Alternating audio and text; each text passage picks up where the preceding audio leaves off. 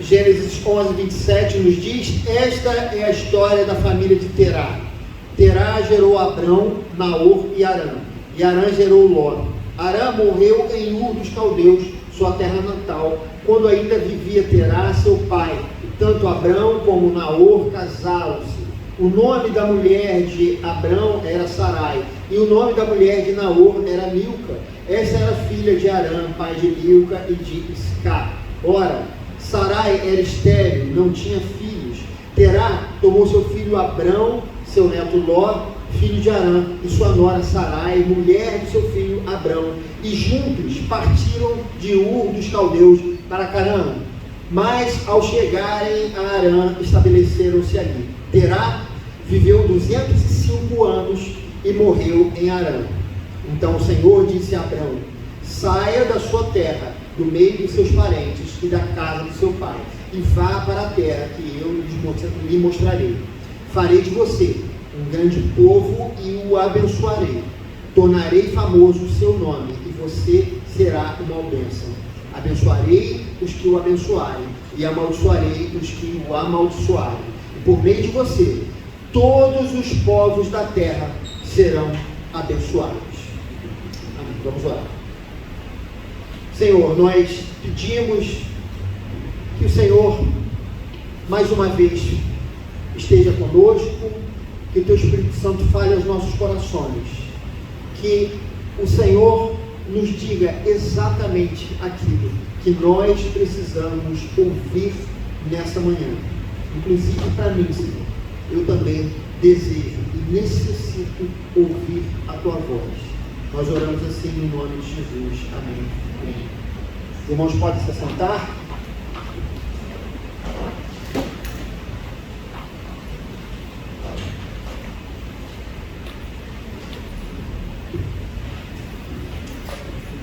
Queridos, nós temos lido,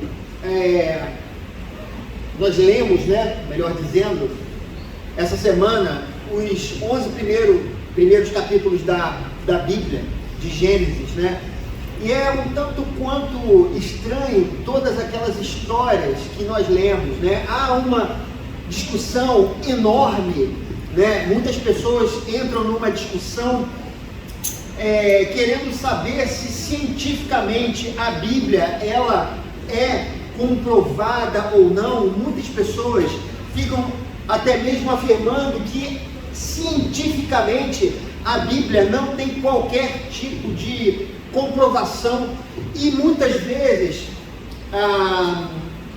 pessoas falam da importância da ciência em relação à Bíblia Sagrada. Mas o que muitas pessoas não param para ver é que, na verdade, a Bíblia e a ciência são duas coisas completamente diferentes. Quando a Bíblia foi escrita, a mente do homem, ela não era a mente científica que nós temos hoje. Isso tem pouquíssimo tempo.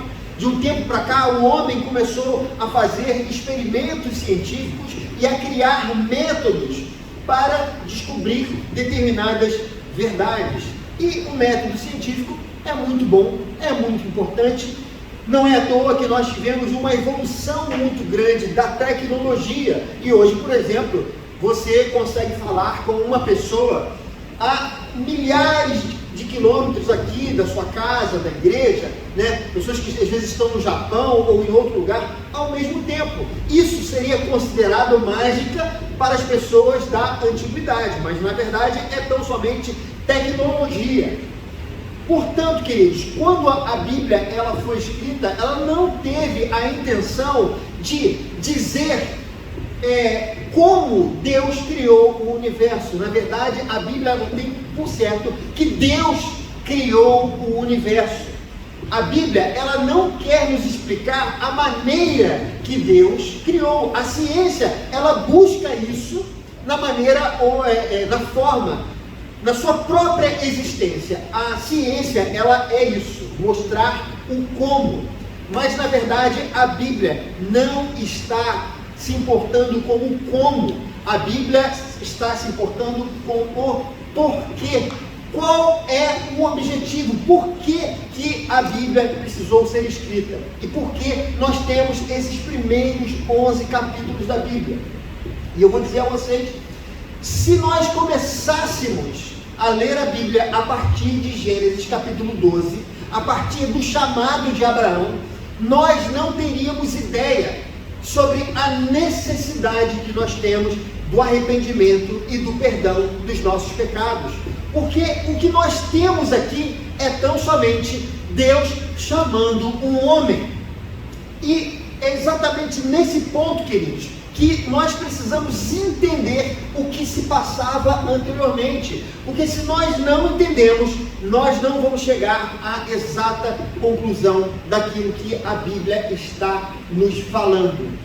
Chegar à conclusão do porquê nós precisamos de Jesus Cristo e precisamos da nossa salvação. Você sabe, eu sei também, que Deus chamou Abraão e prometeu algo a ele. Prometeu uma terra e prometeu uma descendência. E nós sabemos que não era somente isso que Deus desejava dar a esse homem, porque na verdade isso não tem qualquer importância, porque qualquer descendência ou qualquer terra, algo que você possa obter nessa terra, isso se torna passageiro e desimportante a partir do momento em que você deixa tudo para trás, quando você deixa essa vida. Então, na verdade, qual era a importância desse chamado, dessa vocação de Deus para esse homem?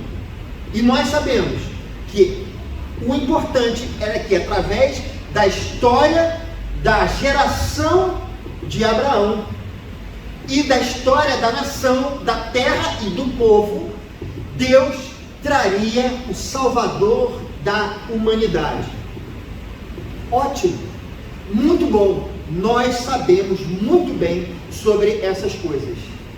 Mas, queridos, se não fosse por Gênesis capítulo 1 a 11, nós não entenderíamos essa necessidade. E tudo, esse porquê, a Bíblia nos diz que tem o seu início no princípio de todas as coisas. Deus, um ser pessoal, alguém que não é uma força, mas alguém que pensa, que ama, que escolhe, ele decidiu, por sua própria vontade, criar os seres humanos. As criaturas de Deus são os seres humanos. Portanto, ele decidiu criar um lugar propício, o universo. Criou animais, mas de toda a sua criação, ele faz somente uma coisa: nas narinas do homem, ele sopra o fôlego de vida. Isso é o que os teólogos chamam de Deus comunicou os seus atributos para o ser humano. E o que significa isso, querido? Significa que o ser humano recebeu algo que nada mais na criação recebeu. Nenhum animal ou qualquer outra coisa que Deus tenha feito recebeu o sopro divino, que nada mais é do que a imagem e semelhança de Deus. Nós olhamos, por exemplo, os animais não amam. Os animais, o hipopótamo, ele não estuda filosofia. O jacaré, ele não tem afeição por você se você aparecer na frente dele. Eles tão somente reagem à realidade que está imposta a ele. Mas nós não fomos criados dessa forma. Nós fomos criados à imagem e semelhança. Nós somos parecidos com Deus, não porque temos nariz, boca, olho. Deus não tem aparência, mas porque nós somos seres pessoais. Nós pensamos, nós amamos, nós escolhemos. E Deus deu essa capacidade para o homem fazer as suas escolhas. E o que nós vemos, o que nós lemos essa semana, nos primeiros capítulos de Gênesis foi que Deus preparou um lugar para o homem, conhecido Jardim do Éden, e deu ao homem a possibilidade de tomar uma decisão. Deus deu ao homem, porque ele era a imagem e semelhança de Deus, a capacidade do homem escolher, e colocou a árvore do conhecimento do bem e do mal como a oportunidade que o homem poderia ter de materializar a sua escolha, o seu desejo. Você pode me perguntar, por que Deus, sabendo que o homem iria pecar, por que ele deu livre-arbítrio ao homem? Ou por que Deus, então, não deu livre-arbítrio, ou melhor, deu livre-arbítrio, e por que Deus colocou aquela árvore, podia ter tirado aquela árvore do bem e do mal do Jardim do Éden? Mas, amados, novamente eu digo para vocês, o jacaré, ele não pode escolher. Deus criou o homem para se relacionar com ele. Animais, jacarés, hipopótamos, Deus tinha a qualquer tempo. Mas o homem, ele é diferente, porque Deus criou o homem para que ele pudesse se relacionar, ter um relacionamento de profunda amizade com o homem. E aqui eu vou explicar uma coisa para você. Eu quero dizer a você que o livre-arbítrio é fundamental para um ser pessoal. Se Deus nos tira o livre-arbítrio, nós seríamos como os animais, ou então seríamos como os anjos. Mas nós não fomos chamados para sermos mais uma coisa criada por Deus. Nós fomos chamados para nos relacionar com Deus.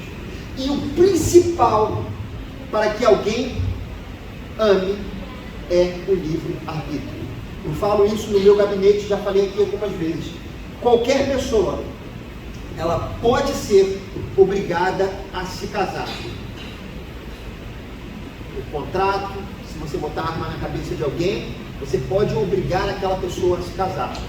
Mas há uma coisa que você não consegue fazer, a não ser por livre vontade da pessoa: amar.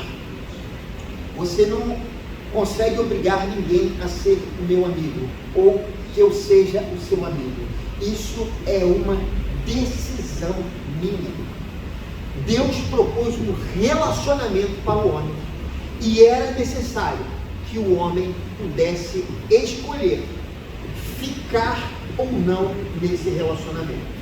A árvore do conhecimento do bem e do mal era a saída desse relacionamento que o homem tinha com Deus. E naquele exato momento que o homem escolhe tomar o fruto da árvore, ele está dizendo algo para Deus. Ele está dizendo: olha, eu escolho não ser o seu amigo. Porque Deus colocou a árvore como um limite no relacionamento. Você tem a possibilidade, mas você não pode ficar comigo de qualquer maneira. Existe um limite, e esse limite é a árvore do conhecimento do bem e do mal. E o homem disse que ele não queria ficar com Deus a partir do momento em que ele provou da árvore. Amados, se nós continuarmos a leitura bíblica, nós vemos que nós temos a linhagem de Abel e a linhagem de Caim. Deus se agradou daquilo que Abel ofereceu. Deus não se agradou daquilo que Caim ofereceu. Caim, por vontade própria, ele mata o seu irmão. E o que vemos na terra, a geração de Caim, ela vai se tornando cada vez pior, até se chegar a um homem chamado Lameque, que é um homem extremamente ímpio. De Caim a Lameque, a coisa ficou muito ruim. E alguém poderia dizer: o problema é que Abel era bom e Caim era mau. E pode ser que com isso Caim tenha impedido que a bondade no mundo ela prevalecesse. Então nasceu Sete, e o nome de Deus voltou a ser invocado. Duas linhagens na terra, a linhagem de Caim e a linhagem de Sete. Agora sim, a bondade do homem vai prevalecer na terra. Mas algo acontece no meio do caminho em Gênesis 6. A linhagem de Sete se misturou à linhagem de Caim.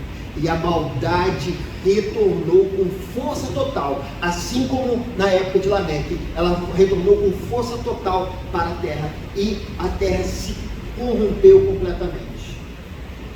Então, quem sabe, se Deus escolhesse alguém que fosse justo, e a partir dele fizesse uma nova linhagem, um recomeço na terra. E é exatamente isso que acontece. Deus pensa Noé, um homem justo, um homem bom. E o Apocalipse acontece para aquela geração, quando o dilúvio vem sobre ela. Mas agora sim, agora com a geração de Noé, o mundo seria diferente. Mas não, queridos. O coração do homem, a sua vontade, continua prevalecendo. E o que acontece com o passar do tempo, com a geração de Noé, é aquilo que vai se consumar na Torre de Babel, onde os homens se juntam, constroem uma torre e dizem: Deus, você fica daí para cima, porque dessa torre para baixo quem manda somos nós. Amados, é exatamente nesse contexto que o Senhor chama Abraão. O mundo, o planeta, a humanidade, ela estava perdida. Não havia jeito para o coração do homem. Fica comprovado, patente, que o problema não foi somente de Adão. Adão não é alguém que a gente aponta para ele e coloca a culpa nele, dizendo: o problema do pecado, da morte, das desgraças que nós temos na humanidade hoje, o problema é daquele homem. Não, queridos.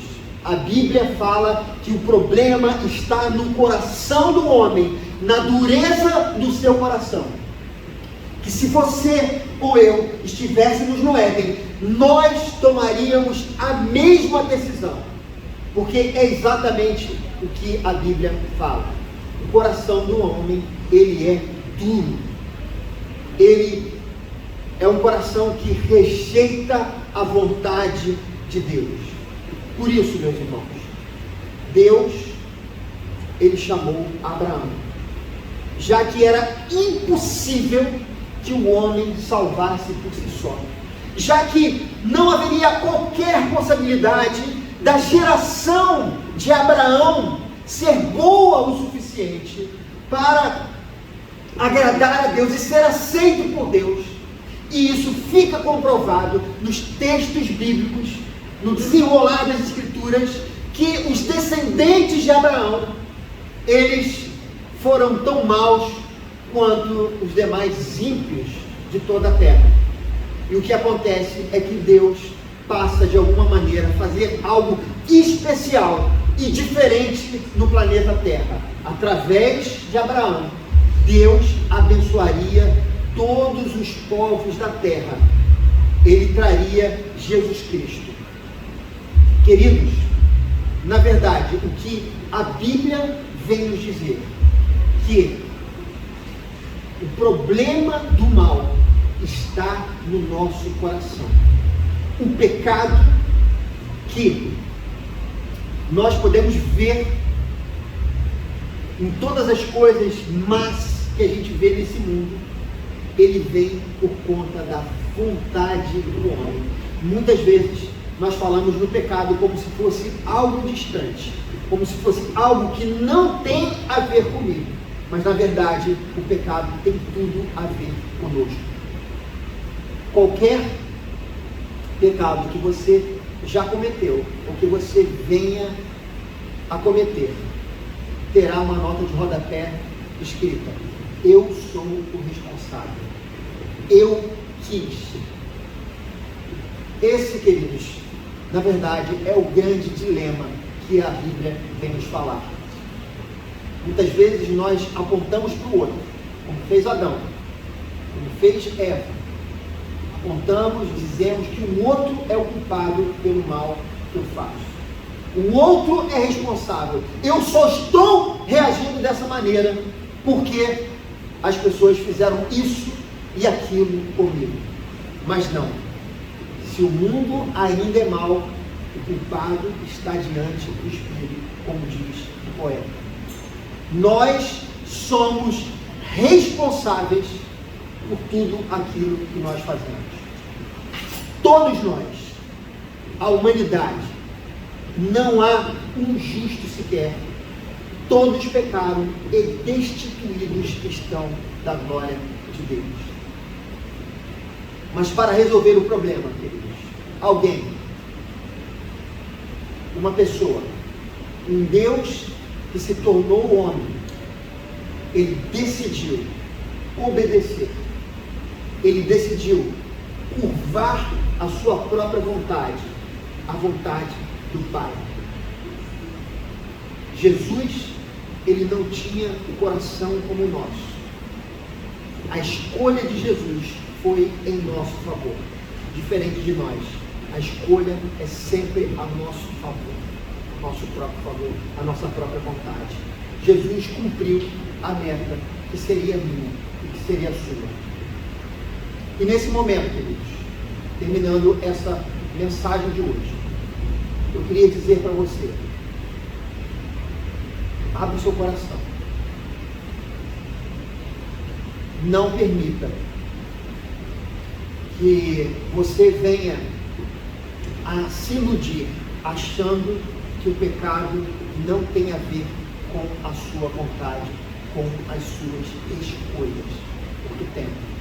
Muitas vezes nós chegamos a situações muito difíceis nas nossas vidas, e se nós pedirmos ao Espírito Santo para nos sondar, e tivermos o coração aberto para ouvir a voz do Senhor, nós vamos entender que nós fomos o culpado por estarmos naquela situação. Nós somos responsáveis pelas nossas escolhas. Por isso, queridos, a conversão não tem nada a ver com força, com dinheiro, com poder, com qualquer coisa humana. Ela tem a ver com decisão. Ela tem a ver com a nossa vontade. Porque se fosse o poder, muitas pessoas, mesmo não querendo, elas conseguiriam ser salvas. Se fosse por dinheiro, muitas pessoas, mesmo não querendo, poderiam assinar um cheque ou passar um cartão de débito para garantir a sua salvação. Mas o perdão é dado para todos aqueles que submetem a sua vontade à vontade de Deus. O perdão dos pecados está oferecido a todas as pessoas da humanidade, seja forte, fraco, rico ou pobre, mas nem todo mundo deseja. E isso tem a ver com a vontade do ser humano. Todos pecaram e destituídos estão da glória de Deus. Nesse momento, eu queria convidar você a se ajoelhar. Eu queria que você colocasse seu coração e a sua vida diante do Senhor. Eu sei, a gente quase não faz isso aqui na igreja, estar de joelhos, mas eu quero que você faça isso nesse momento, se você puder. Se não puder, ajoelhe-se com o seu coração diante de Deus. Pergunte a Ele: Senhor, o que eu preciso mudar em mim? Peço os irmãos do louvor venham para frente.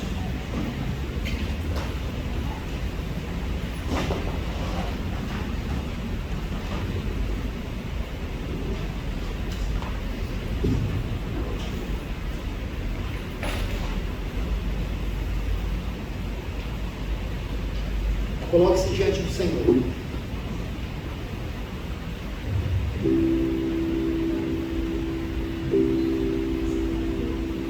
Senhor Deus, eu quero, nesse momento, colocar a minha vida diante de Ti.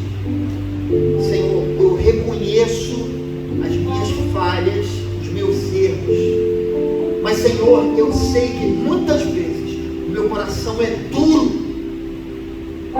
Eu não quero me submeter aos meus irmãos, eu não quero me submeter à autoridade, eu não quero me submeter às escrituras.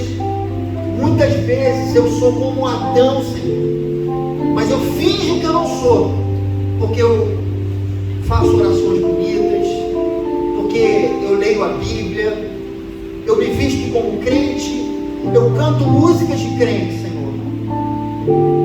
Mas na verdade, o que nós sabemos é que Jesus Cristo, Ele morreu na cruz do Calvário, porque sem isso, o nosso coração, ele jamais seria aceito por Deus. E nesse momento eu peço a Ti, tem misericórdia de nós, muda-nos, transforma-nos, quebra a nossa vida se necessário, coloca-nos, Senhor Deus, num lugar desconfortável, mas abra o nosso coração, abra a nossa mente, para que a gente venha entender a gravidade, Senhor, que há dentro de nós, que é o pecado, que quer sempre ficar em submisso ao Senhor e à sua vontade. Eu peço nesse momento, abençoa essa igreja, dá a essa igreja um temor no coração com relação a essas coisas, e que na nossa vida a gente possa demonstrar o nosso coração submisso ao Senhor, no serviço que nós prestamos uns aos outros, no amor aos nossos familiares, ao nosso próximo, aqueles que estão ao nosso redor. Ajuda-nos a viver dessa maneira.